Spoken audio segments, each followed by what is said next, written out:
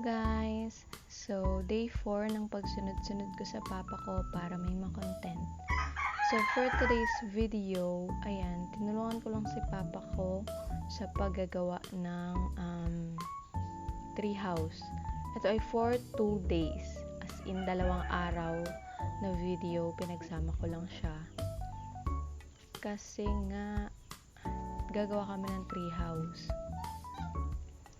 Ayan. So, yung pinaggabitan ng treehouse ay 3 puno lang. 1 santol at 2 paho.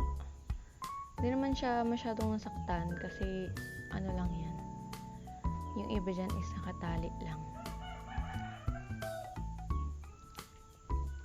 So, yan. Fast forward tayo kasi wala lang. Astig lang pag naka-fast forward. Parang ang bilis-bilis ng ginagawa namin. So, yan. Mag-aabot lang ako ng pawid kay Papa. Kasi magbubuwang na ngayong araw eh. Hindi ko lang na-video yung pinakauna kasi nakakatakot pang umakyat nang wala pang sahig. Mamaya mabulusot ako dun tapos nalaglag ako. Eh pag nalalaglag pa naman ako na ano lang ako. Naugtol. Dati kasi nang bata pa ako, nag-uula kami ng kalabaw nung bunso namin na kapatid. Kasi bida-bida nga ako, 'di ba? So, ako yung nag-uula ng mga kalabaw, ganyan.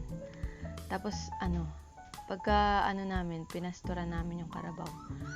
Simula dun sa pinagpastura namin, parang merong, yung lupa, kailangan mag-akyat ka, ganyan. Aakyat yung kalabaw. So, aakyat yung kalabaw, humawak bigla yung kapatid ko sa akin. Niyakap niya ako para, syempre, di siya malaglag kasi nga, medyo taas yung lupa. Tapos yun, pagka nung kalabaw, parang bigla kasi siyang nagbilis yung paghakbang niya. Naglag kaming 2. Tapos sabi nung sila papa ng maghihilot. Sabi nung sumilangit na ang kanyang kaluluwa. Si Luluming, sabi daw ay hindi na niya ihilutin niya at naugtol lang naman yan pag nalalaglag. Ayun. Dito kasi may ginawa kasi dyan si Papa yung mga yung hinarangan niya, parang hinarang-harangan niya yung mga sandalan, ganyan. Kasi sabi ni Papa baka daw mabuyo ako, malaglag daw ako. Parang timon. Tapos ay maigian niya kung malaglag ka, maugtol ka lang. Kala ko naalala niya na noong bata pa ako yung sinabihan ng ganun. Yung pala akala niya mga pinsan ko yung yung ganun daw. Hindi ako yun. Tawa siya ng tawa. Tapos, si ate ko kasi noon, syempre, bida-bida ako. Kailangan yung ate ko, bida-bida din. Kasi syempre, magkapatid kami. Nagyayabang siya dun sa isa kong pinsan na kaya niya daw sakayan yung kalabaw. Kasi yung meron dito sa may bahay dati na, yung dumalaga yata yun. Bida-bida siya, sabi niya, kaya kong sakyan yan. Ganyan. Tapos, sumakay siya. And ang ending, dumiretso siya dun sa kabilang side ng kalabaw. Ayun, nangyari na bali yung kamay niya. Ang cute nun eh. Meron kasi siyang cast, yung cast na ginawa nila Papa, yung sa kayo, sa puno, yung balat ng kayo. Wala nang hospital dito. Ayun yung sinabi ni Papa, ni Tatay. Ginaan siya, nilagyan ng pating ko. Kasi nga, bida-bida. Kanina pa ba ako magmamana? Ayun, cute ng mga namin nun eh, mga memories namin ng kabataan namin. Ayan, back to the vlog. Ayan, nilagyan pa ni Papa ng salawag kasi daw kulang, baka daw yung pawid niya. So, ganyan lang pag si Papa, magtatahi ng pawid doon sa lawag. Gumamit lang siya ng straw. Tapos meron lang siyang kawad na pinilipit-pilipit. Ginawa niyang So yan, tinalit niya lang dyan.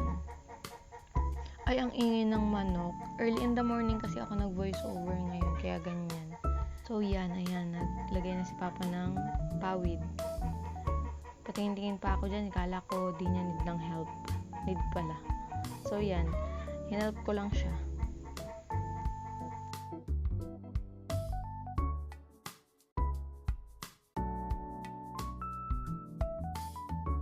Ayan, dito ako sa side na to para kita yung medyo madami na yung nalagay ko niyan kasi syempre alang makita ko sa inyo yung full process, edi yan ang nangyari niyan, ilang oras tong video natin.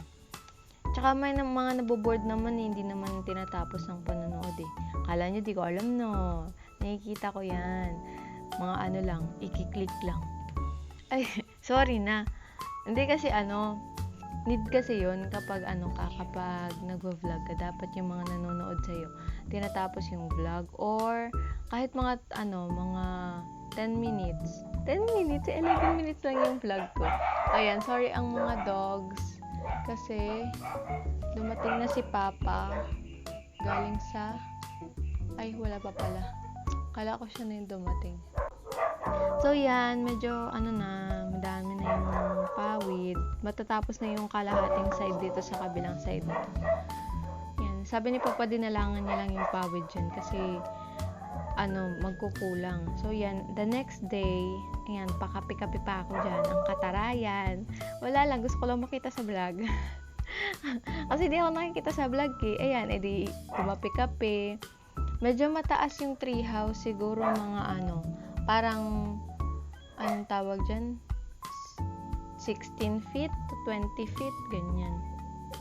So yan, ganyan lang yung yung scenery ko. Makikita nyo, puro green.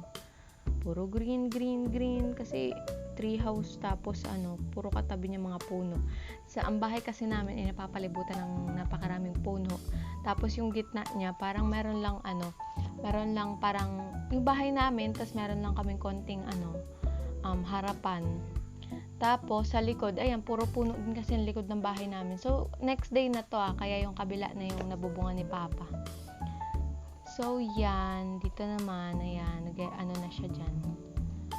Patapos na yung pagbububong dito sa side na to, dun sa medyo malaking side ng bububungan niya. Yan, lang din, tali lang din, ganyan. Para matapos na.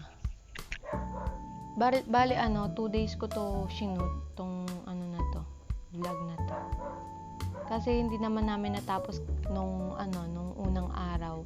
Kasi naghasik kami, tsaka 5 PM na rin nun. Naghasik kami ng sitaw. So yan, pinapakita ko lang sa inyo yung mga karagdagang materyales, karagdagang pawid. Para wala lang. Para makita nyo lang. Si Papa nag-akyat niyan ng pawid na yun nung umaga. Kasi pagkagising ko, meron ng pawid dun sa taas So yan, na naman siya, tawag dyan. Yan, pinakita ko lang yung kung paano tinatahi ni Papa yung pawid. Ayan, dito na tayo. Medyo fast forward. Ang ingay naman ng mga aso. Nadidinig nyo ba yung mga aso? Ayan, bukod sa may background music to, kasi sinadjust ng ate ko, ayan, may background music din yung aso. Habang nagbo-voice over ako, anumang kaanuhan na itong mga to. So, back to the vlog. Ayan, sorry for the background noise. Yan, dito na kami magbububong ni Papa sa kabilang side. Lang to, ito na yung maliit na portion dun sa treehouse kasi parang to basta dito na yung maliit na side. Ayan, tinatahi-tahi lang ni Papa dyan yung yung pawid doon sa salawag niya. Malapit na matapos ang ating treehouse. Ayan, may mga dyan, ginawa na lang si Papa na finishing touches nito lang. Hindi na siya kasama dito sa vlog. Ayan, medyo na naman, fast forward. Ayan, pinuto lang ni Papa yung mga sobra-sobra dun sa salawag sa kabilang banda kasi kala daw niya hindi niya nalalagyan. Ayan, pasensya na kung magulo, fast forward ko kasi yan. Yan, malapit nang matapos to. Ang astig lang kasi, wala lang, may treehouse na kami, tambay-tambay. Di pa siya masyadong mahangin kasi hindi pa daw, habagat. Hindi pa daw tapos yung habagat. Kaya di pa siya masyadong So, yan. Konti na lang matatapos na ang treehouse namin. Konti na lang din matatapos na ang ating vlog for today's video. Thank you sa share, sa likes, and sa comments. Ayan. Ayan, little yan. Sa harapan ng bahay namin kasi. Okay. Ayan, ang view. Hanggang dito na lang. Bye-bye.